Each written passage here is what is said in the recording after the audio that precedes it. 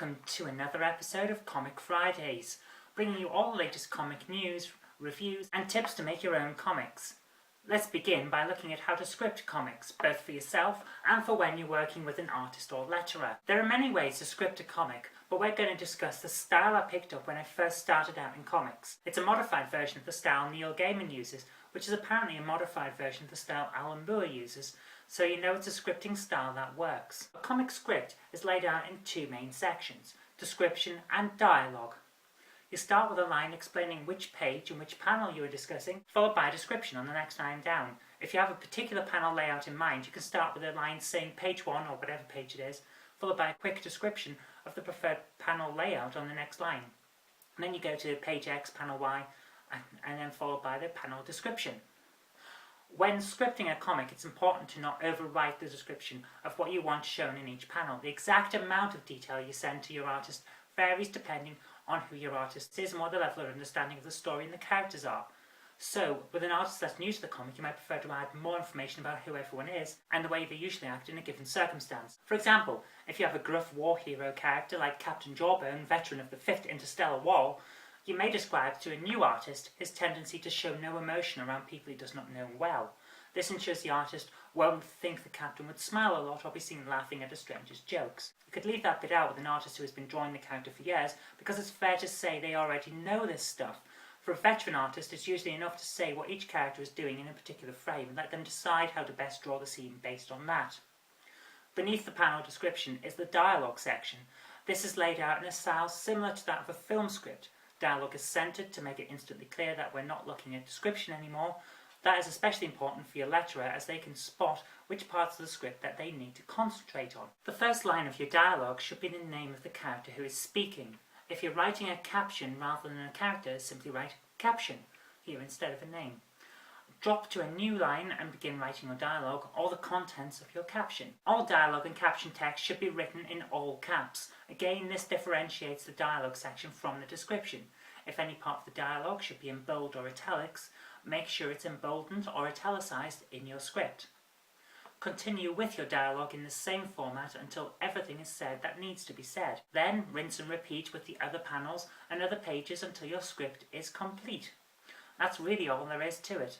Moving over to comic news, the release of a promo image for the next issue of 2000 AD, Prog 1817, which we'll be reviewing later, caused quite a stir on the comic blogs. The image depicts Mega City 1's top lawman, Judge Dredd, kissing another man, which leads to all kinds of commentary on how comics are trying to modernise by making long-standing heroes gay. Is Dredd gay? Does it matter? There is usually a counter-argument to this kind of debate, where someone will mention that a particular hero's sexuality has no bearing on their ability to do their job, and with Dredd that's even more true than normal. All judges in Mega City 1 are required to be celibate. Their life is the law and there's nothing else to it. Dredd is the epitome of the celibate worldview, which is why the ending of that god-awful Stallone movie was even more grating than usual. Another webcomic ranking site has closed its doors. Comic Hovel shut down this month with an email sent out to its users on the 16th, saying that there will be a more advanced version of the site in the future. But don't hold your breath for it though, as comic ranking sites have been next to irrelevant since social networking became mainstream. In more disturbing news, blogger Christopher Wright discovered some strange activity on Ink Outbreak's advertising code. In an article dated 26th of January, Christopher detailed how the iframe code that displays webcomic adverts on many Ink Outbreak sites will occasionally host a second advert that is never actually visible to the reader. The advert code appears after many carriage returns and HTML line break codes in the advert page itself, which is then displayed on the webcomic page through an iframe that uses the no scrolling code. Christopher suggests this may be deliberate, but other comic artists have argued that it may well be an accidental case of poor programming. If it is deliberate, it's a clear breach of the advertising provider's terms of service. We'll have more news on this as we get it.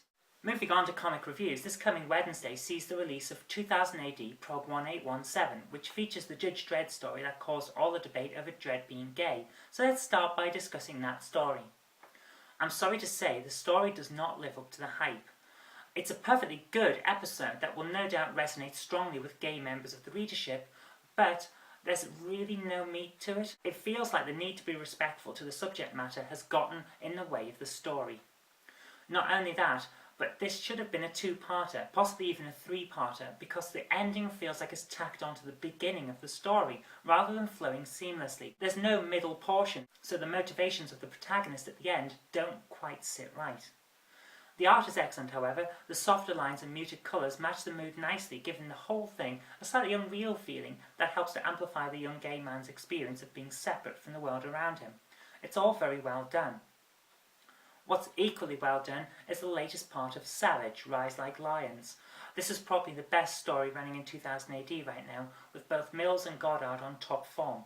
It's full of strong, old-school artwork and biting social commentary. The pace never lets up, the characters are people that you can actually care about, and the enemies have personalities to them, which is something that is often sadly missing from war stories. Anthony Crucius Investigates continues a successful run that mixes a detective story with just plain weird science fiction. After an assassination attempt on the Martian ambassador leads Crucius to arrest the remains of some kind of cyborg assassin, we're treated to yet another twist in the tale that leads us directly to a cliffhanger that I really wasn't expecting. It's great stuff from writer Ian Edgington and artist Simon Davis. Sadly, the same can't be said of Edgington's other story. The Red Seas played itself out long ago, but like it's a protagonist who can't die, this thing just won't lie down and admit defeat. This is an episode in which next to nothing happens, and yet it takes 5 pages to play out. Please, please, please let it end soon. The final story brings the comic back up to the standards expected of this multi-award winning comic. Strontium Dog, The Life and Death of Johnny Alpha, Chapter 3, The Mutant Spring, isn't just a contender for the longest title in comics award, it's also a cracking read. John Wagner's proved he knows how to write a strong action-packed story time and time again, and he's not disappointing here. The second mutant war is well underway, and it looks like Alpha is on the losing side right now. There's really no way to tell if or how Alpha can win this one, so it's compelling reading. Carlos Esquerra is on top form with his art too. There's literally not an inch of space wasted in these pages. Everything is full of detail and the comic feels alive. It's fantastic stuff. 2000 AD Prog 1817 is out on Wednesday in the UK, both in print and digital versions. US readers will be able to pick it up next month. Moving over to webcomics, this week we're looking at Girls in Space by longtime webcomic artist James Spence. This is a story about 2 space women who crash land on Earth after an accident and have a hard time getting home. It's a comedy and there are jokes aplenty. In fact, you can expect at least 1 per page on average, which keeps the comic feeling fresh and doesn't slow down the pace. I'm really impressed with the handling of the pace, in matter of fact. It's clear that each story is planned out in advance in order to fit into the traditional comic-length issue, despite its web publishing format. The artwork is solid and the characters have a decent feeling of depth to them, which is even more impressive than usual given the whole thing is inked with a mouse. I have to admit I was very surprised by that because it's also smooth and there are curves everywhere. Overall, Girls in Space is a superb comic that doesn't require a background in science fiction to enjoy despite its space and sci-fi setting. It's good, clean fun that I'm sure you'll all enjoy. You can find it at girlsinspace.co.uk. And that's all we've got time for this week, so thank you very much for watching. If you did like this, remember to click the like button, share it with your friends so that they can see what's been going on in comics as well, and subscribe for future videos. But until next time, I've been Kirk-Robinson, you've been watching Comic Fridays on ZJKR, and I'll see you next time.